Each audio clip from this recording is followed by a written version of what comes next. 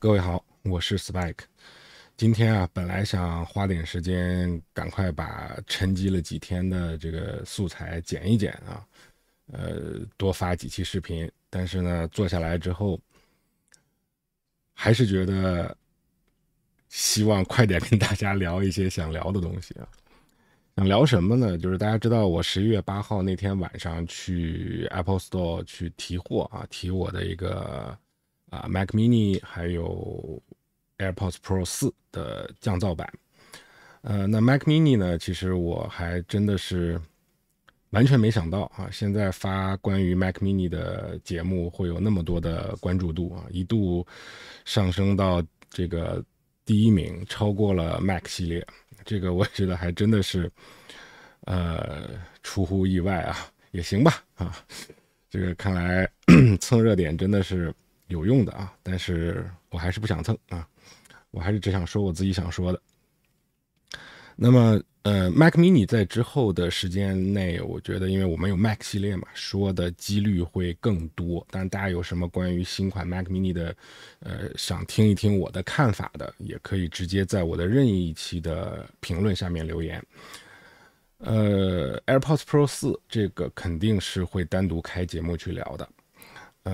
它也会独立在我聊耳机的节目之外啊，另成为单独的一个节目，单独去聊一聊 AirPods Pro，这个 AirPods 第4代。那今天我们聊什么呢？我们聊另一个东西。看过了我那天提货的节目的观众，我不知道哪位有印象哈，只有几秒钟的画面，我在那边去试这个 Apple Vision Pro。所以今天我想跟大家去聊一聊，在 Apple Store 去预约试戴 Apple Vision Pro 的整体体验，以及我目前对 Apple Vision Pro 的一个看法。那首先说一下预约试戴啊，大家知道零售店是有免费的预约试戴服务的啊，推荐各位呢先做好预约，然后再去店里，这个仍然是比较好的一种方式。那对于我来讲，我明显是没有提前预约了，因为我也没打牌，真的就要去试戴，我就直接去奔着提货来的啊。但是在提货的时候呢，就跟那位接待我的员工聊天，我差点脱口而出跟同事聊天。跟那我没有，我整个过程当中没有暴露过我曾经是 Apple 员工啊，也不是故意不暴露，就是没涉及到这个问题。有一个细节挺有趣的，就是我不是用那个钱包去里面的那个 passbook，就是那个钱包里面的那个卡片，因为去 Apple Store 提货，大家如果但凡去实体店提过货的话，他准备好了随时可提的时候，邮件会发给你嘛？那邮件里面有一个二维码，然后它有一个添加到钱包的链接。那我肯定是习惯把它添加到钱包，每次提货都是这样，在国内提货也是这样子。所以我的钱包里面其实是有很多张 Apple Store 的提货卡的。然后等我去了之后，展示给那个员工，让他扫描我的提货码的时候，他就问我，他说：“你只提这一件吗？”我说：“哦，我的订单里面，我这个订单里面买了2个东西。”然后他说：“哦，我的意思是说，我看到你的钱包里面有很多张提货卡。”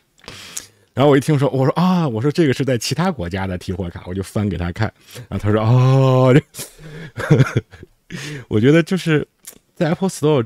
这一点让我非常的开心，这个跟我原来十几年前第一次去 Apple Store 的时候完全不一样。在刚去 Apple Store 的时候，我也是那种充满戒心的，处处用审视的目光去看待这家店的，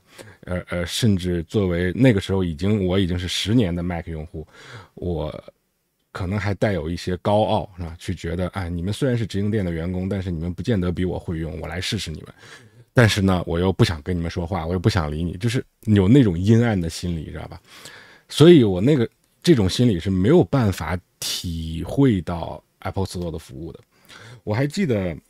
我在聊那个 Apple Store 的 Setup，就是私人设置那一期，有观众在下面留言说，他这个每次在店里都是让员工帮他拆包装的，他的理由也很简单，就是拆出来不好，我没碰过，就是这种心态。其实我觉得在中国大陆特别的常见，我非常的理解。而且我觉得对于国人来讲，这样的心态才是他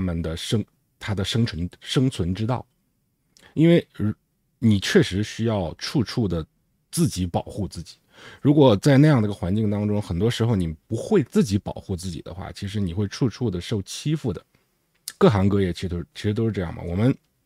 在国内做过装修的应该都知道，就是我这辈子可能只做1-2次装修，但是我们为什么要懂整个装修行业？这句话是哪儿来的？这句话是一个装修公司的广告语，我把它记住了，因为它太深得人心了。我就是一个活生生的案例。我在中国大陆境内装修过3次房子，这3次房子，其实我装修到第2次的时候，我已经成了半个装修专家了。你说我愿意这样吗？我感兴趣是另一回事，但是我觉得如果我不这样，我没有办法放心的去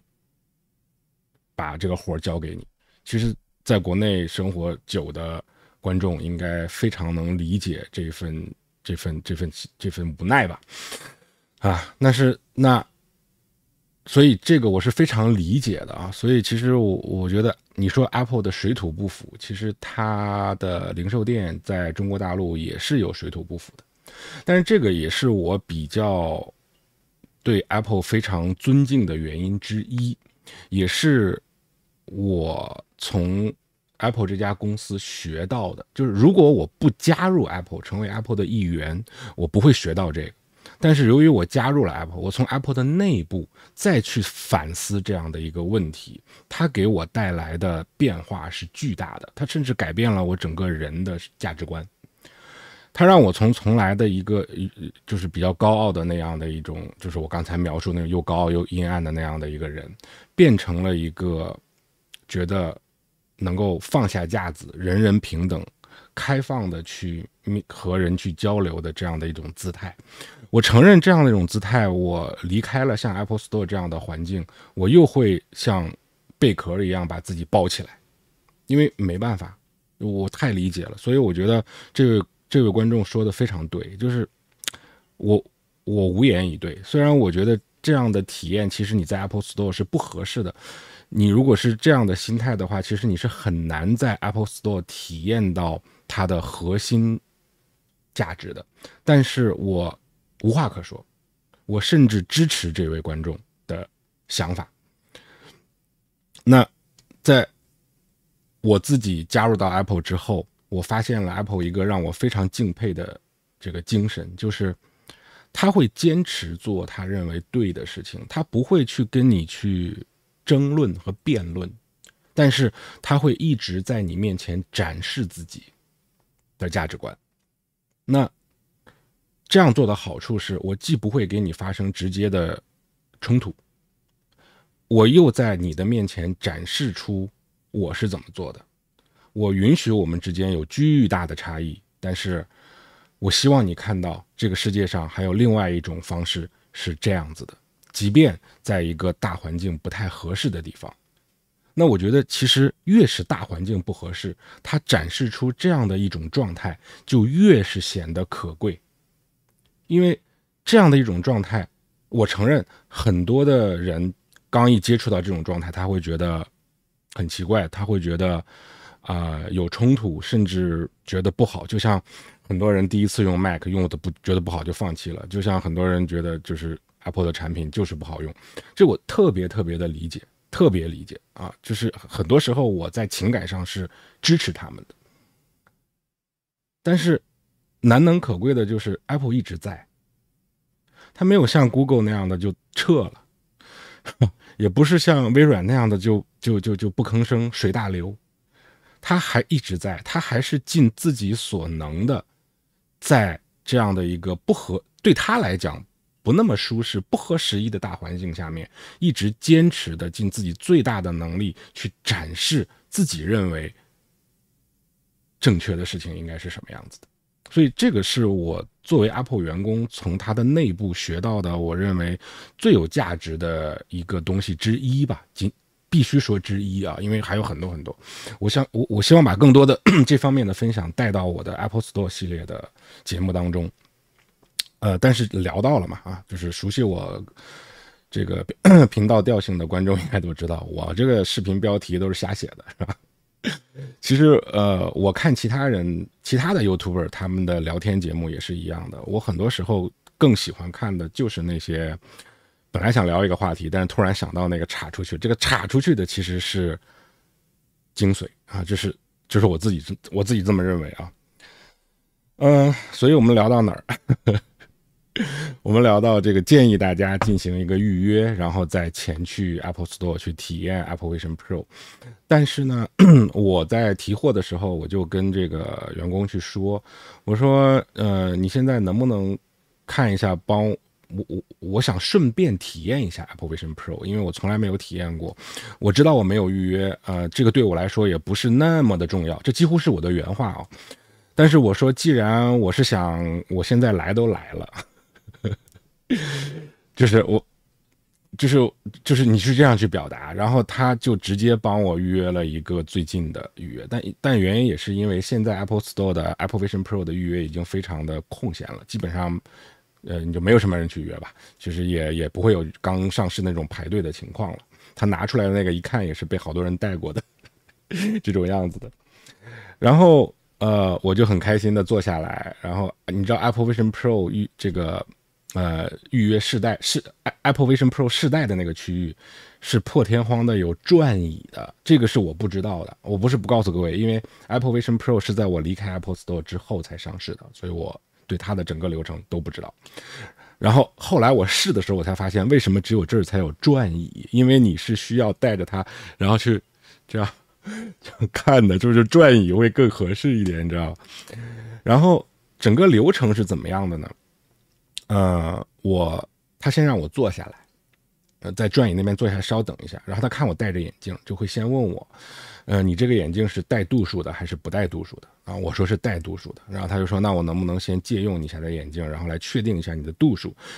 然后我要给你配合适的这个镜片到 Apple Vision Pro 上面。那我很开心的把眼镜摘下来，然后他到了一个就像眼镜店的那种给眼镜片测光的那个机器，放到上面，它会自动测出来。想必在后区会有一大排的蔡司眼镜片在里面，应该是没有那么精确，像我这有散光啊什么的，它可能就没办法，但是它可能会选择一个最接近的度数的两个镜片，先给我啪吸上去。然后把整个准备好，然后用个托盘托出来，这个时间大概等了有5分钟左右，我觉得还是蛮快的了。可能也是因为没什么人去体验吧。然后托盘端出来之后呢，整个的体验过程当中，我是没有什么自由探索的时间的，可能也没必要自由探索，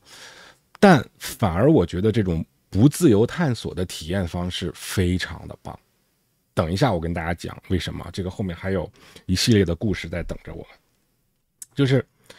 整个的过程其实Apple 的员工手上会有一个 iPad mini， 应该是 iPad mini， 反正是一个 iPad 然后它会实时的连接到，不好意思最近嗓子真不太舒服，跟好多的 YouTuber 一样这个季节就是流感的季节。它是整个能看到我看到的东西的，就是那个 Apple Vision Pro 的镜像功能，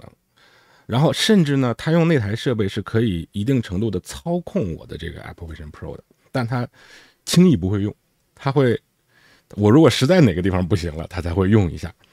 然后呢，当从我怎么样去拿起它，应该怎么拿开始，包括怎么放在眼睛上，怎么用另一个手去勒这根横的皮筋和上面这根皮筋，它都会先从这里就先给我讲清楚。然后我戴上去之后，它会就是引导我去扫它那个屏幕上的二维码，然后让你看我的手指，然后帮我就做眼神的跟踪，全都有详细的说明。就是屏幕上有说明，但是我旁边的这个 Apple Store 的员工他还会给我说明。我觉得整个过程被保护的非常好，就是我完全没有那种戴上去之后不知道该怎么办的感觉。其实这个地方就是我想跟大家分享的。我作为 Apple 的员工，大家知道 Apple 比较提倡就是给顾客去展示一些这些产品的功能。然而我实际在工作过程当中呢，我发现大部分的员工和这么说啊，咱们用词准确一点，就是大部分的员工和绝大部分的顾客，你注意这个比例是不一样的啊。大部分员工和绝大部分顾客，他都不太喜欢展示产品功能的这个环节，因为公司是有这方面的隐性要求，所以还是有一定数量的员工，像我这种是比较愿意给顾客去演示像 iPhone、iPad 上面的这些小的技巧啊、小的功能，我是比较愿意演示，因为我作为一个讲师，我也会去演示。但是可能有一些顾客，有一些同事呢，他们是比较面向这种销售技巧的，因为 Apple 的产品目前看来还不愁卖，所以说很多时候呢，可能销售技巧会让他的业绩来得更快一点。虽然 Apple 是不看。没有提成的，对吧？但是毕竟有类似绩效考核的东西嘛，这个虽然跟钱不直接挂钩，但是人嘛放到一起就容易卷。那这是在员工这边，所以员工还是有那么一部分数量的人愿意去演示这个产品功能的。但是让我觉得比较就是奇怪的是。我不知道这是不是中国特有的现象啊，就是来到 Apple Store 的这些顾客，其实他们也有一些也不太愿意跟你去聊这个功能跟技巧方面的东西。那我觉得跟我之前讲的那个话题，我个人认为，这只是我个人认为啊，跟我之前跟大家分享的那个话题，就是我刚刚第一次走进 Apple Store 的时候的那个我，是跟这些顾客有点像的，就是他的整个的人是包裹在一起的，他没有放松下来，所以这个时候你是没有办法去很自然的像聊天的一样，像我们这样去展示产品的功能的。我觉得这个好可惜啊，好可惜啊！就是希望你来到了一个，我们就拿 iPhone 来讲，好吧，就是当然 iPad 跟 Mac 是一样，你来到了一个卖手机的店里面，然后你自己甚至都不太。就是你自己的心里都没有给出一个空间，是让这里的销售跟你讲一讲这个手机的功能。我觉得这个是比较，让我觉得，不太那么就有点哪儿卡住了的那种感觉，你知道，我很难找到一个形容词啊。但是我也遇到过有一些顾客，他是挺放得开的，特别是一些年轻人，那年轻姑娘挺放得开的。很奇怪，就是男生放得开的比女生要少一点，女生好像更容易进入到聊天的状态当中。国内啊，就我真的不了解国外，我再强调一下。那一旦聊起来了之后，你就会发现再去介绍这些功能，顾客就会比较开心。但当你了解到这个大环境之后，我再给大家提供一个信息，就是作为来 Apple Store 想要买手机和买任何其他产品的顾客，我个人目测跟拍脑袋想的概率是，有80%的顾客其实他们站在一个样机前面，手里拿着样机，比如说新上市的 iPhone 16，其实他们不知道看些啥。可能我的节目的观众，我目前来看还是科技爱好者居多。你们如果拿一个 iPhone 16的样机，我相信我的观众里面有起码60-70%吧，是知道该体验些啥的。比如它那些新功能，对吧？那比如那个新增加的那个拍照的那个按钮，你是知道该体验些啥的。但是就即便是你要让我站在一个新的 iPhone 16前面，我看过发布会，我跟大家聊过这些节目，你说让我把它 iPhone 16的新功能挨个体验一遍，我有的时候我也想不起来啊。你就像 iPhone 15上市的时候，我也去过一家 Apple Store， 那个时候其实我拿到手上我就随便看了看，我也没静下心来，可能是顺便进去嘛。那个时候我真的也想不起来我要体验啥呢，就想不起来的。我觉得这个好可惜。这个东西真的是到一家 Apple Store 是一个你没体验出来，是一个挺可惜的。而且大部分顾客其实他是不知道怎么体验的。而且更可惜的是 Apple Store 是有这个服务的，特别是在新品发布的时候是有，起码在我还在职的时候是有这个服务，是新品上了，我们会有一个人去引导大家，就像你试戴 Apple Vision Pro 一样，你别那么多自由度，你不是说机器摆到这让你们随便看。当然了，你可以随便看，但 Apple Vision Pro 好像它没有怎么让我随便看。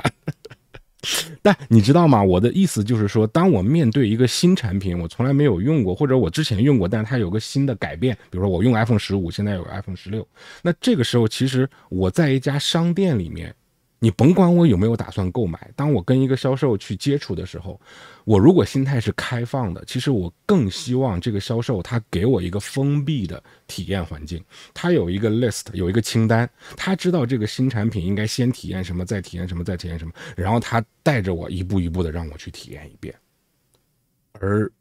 这个东西可能其他的零售店根本就没有这个服务，而 Apple Store 是有的，但是不知道为什么就始终做不起来。起码在我在的时候，其实有没有做特别好的，肯定有了，但是少数，我不知道各位怎么想啊？其实这就是为什么我一直说封闭的系统是有它绝对的好处在的，不是说什么东西就开放的一定好，这个就看情况的。开放适合专家，就你已经懂了，你是能驾驭它的，你拿这个东西是用来你去玩它的，为了玩它而玩它。但是如果你并不是专家，你只希望把它作为一个工具，让它好好的服务于你，那我觉得这个时候封闭的系统会更好。那对于 Apple Vision Pro 对于我来讲，我就不是一个 Apple Vision Pro 的专家。那么在这个时候，我就是希望一个封闭的系统，你别让我有那么多随便点，我也不知道该点哪儿，我也不知道能点出啥，点着我这怎么退，我也不知道怎么退。但是跟随着这个员工的引导，他让我一步一步的体验，先点哪儿，再先看照片，先看普通照片，再看空间照片，再看空间视频，再看全景照片，然后再去看这个全景视频，一个一个打开，然后再去看一个游戏啊，然后再去看一个 Apple TV 里面的一个就是那种叫空间视频拍摄的影片，就这整个下来，我不但知道了 Apple Vision Pro 的整个操作逻辑，而且我也知道了 Apple Vision Pro 它大概的这些强项的功能在哪里，然后它能够给我带来怎么样的震撼和体验，我都知道了。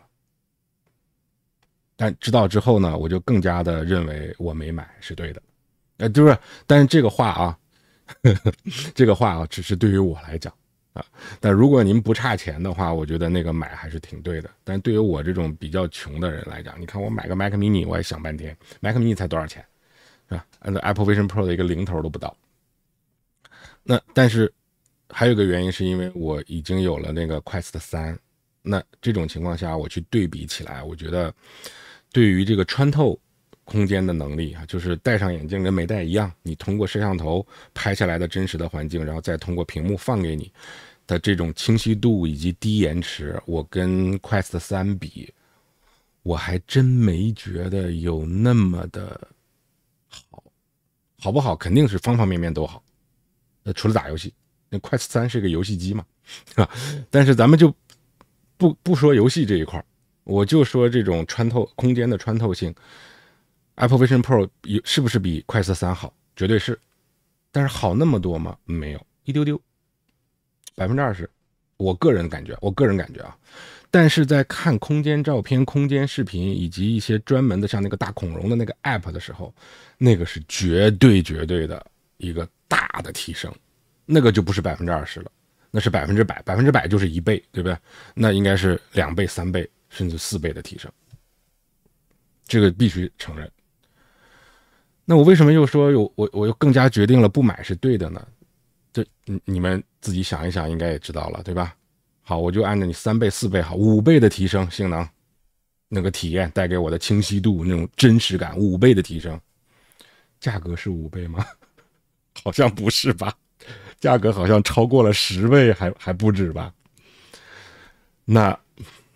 对于我这种这没钱的人来讲，就真的是不应该买那个东西了。然后再说一点小的问题，就是说，它真的很重，就有点像什么呢？它的佩戴感呢，我不是说它佩戴不舒适啊，但是它的佩戴感就有点像你戴 AirPods Max 和其他的，比如说 BOSS 的 QC35，或者是索尼的那个 Max 多少多少，对吧？一样的。就你像 Quest， 还有 BOSS， 还有 Sony， 它都是用塑料嘛。那我相信它这样的原因，就是因为它是一个头戴的设备，所以塑料的能够尽量的轻，除非你用钛合金。但是你看 AirPods Max， 它就是用这个不锈钢。那 Apple Vision Pro 也是铝合金。那这个重量，因为什么我能体验到重量？我刚一开始没有把那2根带子系紧，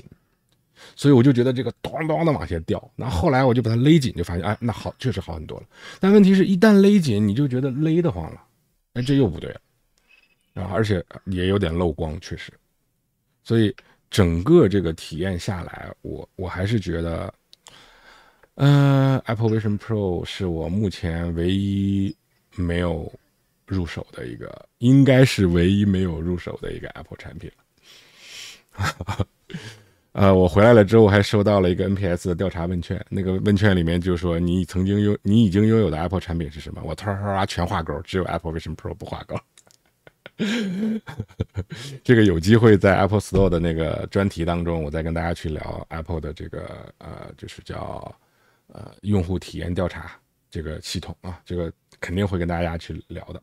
所以今天这期节目呢，我会把它放在2个分类里面，一个是 Apple 的产品，一个是聊天，3个分类里面。我同时还会把它放在 Apple Store 的节目里面，因为这一期的节目表面上看我是在聊 Vision Pro， 但是其实我个人认为，我希望让大家 get 到的我的那些点里面，还真的不是 Vision Pro， 因为 Vision Pro 是其中之一。那我觉得跟 Vision Pro 我想表达的同样重要的2个点就是。Apple Store 的服务以及我自己的一个对我自己作为顾客，对一前一后对 Apple Store 的一个变化，以及我从 Apple 内部所悟到的一个让我自己成长了，我认为是成长的一个东西啊。那也可能，大家觉得不是成长，这个就见仁见智了吧？就是我的一个变化，说变化对吧？这个就没问题了啊。好，那今天先跟大家聊这么多，